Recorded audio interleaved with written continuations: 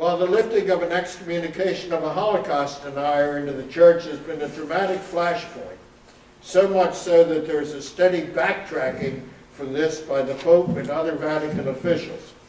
The deeper issue, however, is the pervasive anti-Semitism of the Society of St. Pius X, the Lefebvreites.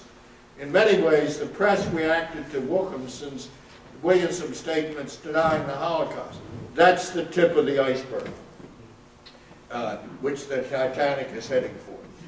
Though people expressed surprise and shock at the remarks of Williamson, during the more than 20 years he was rector of the seminaries in the United States, he issued a steady stream of anti-Semitic statements.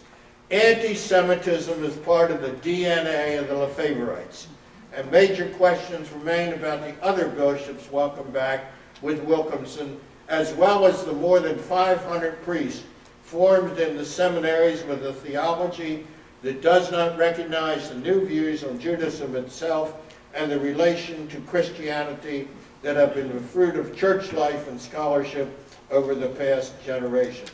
The conditions under which the Lefebvre groups will be welcomed back must be scrutinized, and not simply by officials of the Roman Curia.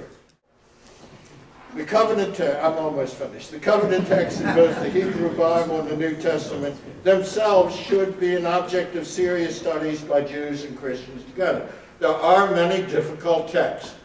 You know, the letter to the Hebrews says the old covenant is obsolete.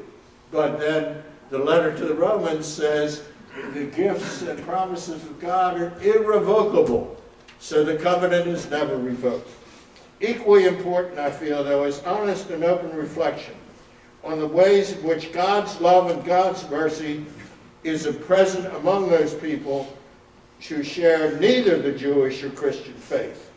Until we all learn to respect and learn from those who are other or different from ourselves, prejudice and conflict will reign supreme. I'd like, though, to close on a more upbeat note with the words of a prophetic rabbi uttered over 3 decades ago. Herschel Jonah Matt. He is the father of Daniel Matt, a former faculty colleague and friend. Daniel has gathered his father's writings in a book entitled Walking Humbly with God, the life and teaching of Herschel Jonah Matt. This is a quote from Rabbi Matt. Jews and Christians, our situations are somewhat different. Our roles and tasks are somewhat different.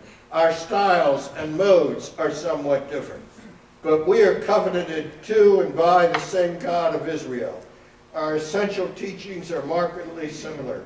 Our goals identical.